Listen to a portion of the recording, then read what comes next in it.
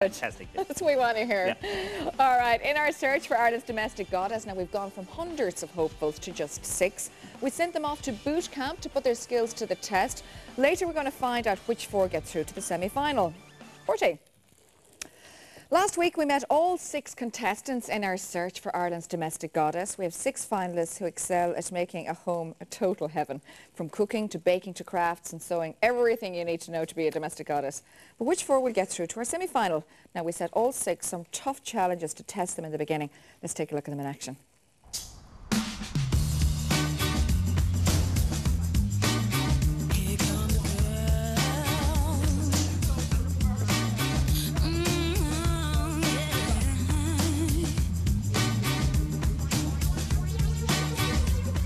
Welcome, domestic goddesses, to beautiful Gang House in Carlingford. Margaret, Joyce, Florence, Catherine, Hilary, Gloria. The fun stops right now because this is day 1 of domestic boot camp.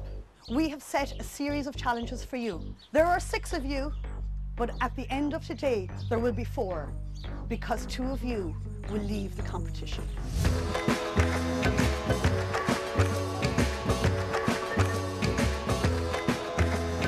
Ladies, your first challenge this morning should be a walk in the park for all of you. I want you to make a brown bread of your choice. You have 15 minutes for this, starting now.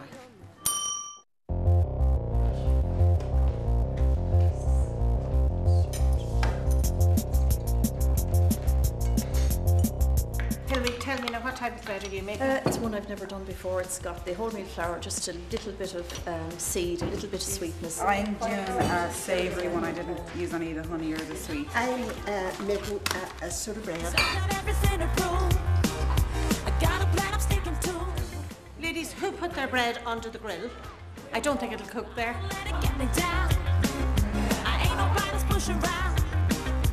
Ladies, you have 5 minutes left. Okay, ladies, that's it. Time's up. Stop the challenge.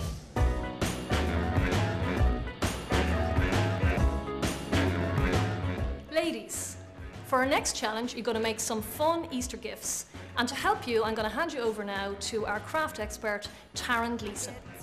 I'm going to show you how to make some very simple boxes with lids, and then we're going to decorate them with Easter treats. When I Google, I only get depressed. I was taught to dodge those issues. I was told, don't worry, there's no doubt. There's always So now you've seen how the expert does it, it's time for you to do it yourselves. You've got 30 minutes, and the time starts now.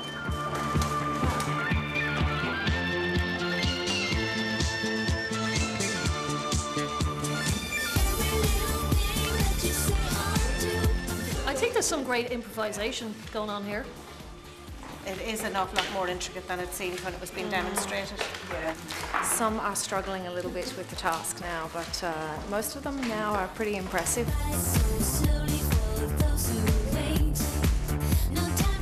We've 2 minutes now.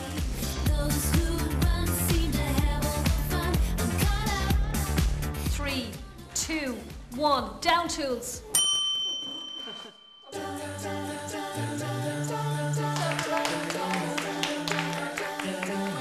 My bread turned out well, I think. I'll see how it is now when we taste it. Turned out all right. At least I finished something, so. You know, it's not 100%, but it was as good as I could do in the time. It turned out grand. My mother will be proud of me now. It's Mammy Breen's bread.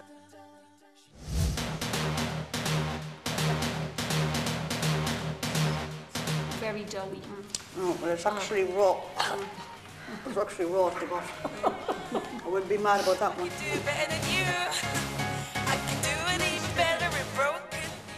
Crunchy. Oh my God, it's Nice light and and nice. beautiful.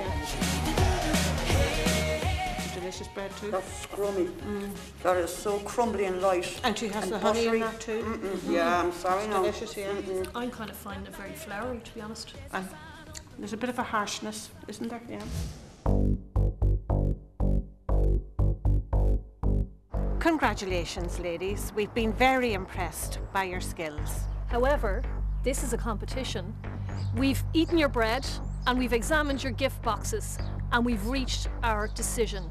We did not come to this decision lightly, but now it's time for 2 of you to go home and leave the competition. Please hand back your aprons.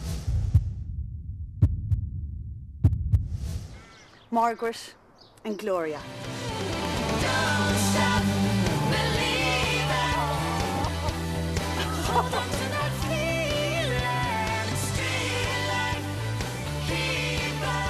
I think it was my bread. I made a mess of my bread and my boxes. I made a mess of the bread. It's great to have gone so far anyway. It was, and somebody has to be out, so that's it. Happens to be us. Oh God, I feel their pain. It's awful, guys.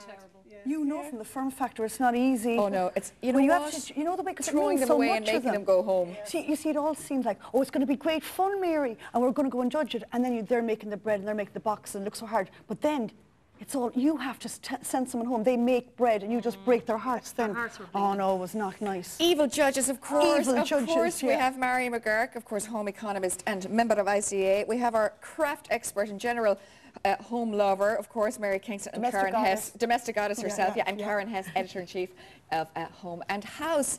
Now, Mary, making the brown bread, they seemed a little bit under pressure, but the skills looked really good and high. They were great. Well, I thought it would have been a really simple thing for them to do, but it's surprising under pressure. They were very nervous. It was their first task, and some of them did fall apart, unfortunately. Yeah. Yes, they did. And these are probably women who made hundreds of brown breads. Absolutely. This is what surprised us so much, because they would have been doing that every day of the week. But when you have a camera on you and you're under pressure time-wise, and 3 judges, And you're against the clock. Yeah, and it's not your own kitchen. I thought Mary looked good as a sergeant major. She'd be like, that's it, now, go. Did you see, oh, evil Mary? No, but you She were really was, actually, comfortable in the role. But I was so, I mean, you see, we really thought that it was going to be fun, and we were like, hey, look at that. But when we had to deliberate, I'm sorry, I did not let Gloria go easy. That really, really hurt. It really did. I've been in her kitchen, and I'll tell you, Tony Cross, the sound guy, and me went outside and shed a tear. We were mad. We'd sat in her kitchen, we'd met her lovely husband, and now we're going, because it seemed like, oh, it's going to be great fun, and then it wasn't fun at all. It was very hard. She was under pressure, though. I think it was on the day. You know, she suffered under pressure. Gloria could have made that box at home 10 times with a blindfold. It was just the cameras, the pressure, and she is a domestic goddess. She'll always be a domestic goddess to me, but it was just, we need a domestic goddess who can do it effortlessly with ease. Yeah, I suppose that's what it is, isn't it? An all-rounder, an all-rounder. And Karen, going forward now, the 4 going forward, tell us about that. Well, we're back in boot camp again. We've another day there, and then we're going to make 4 comes 2.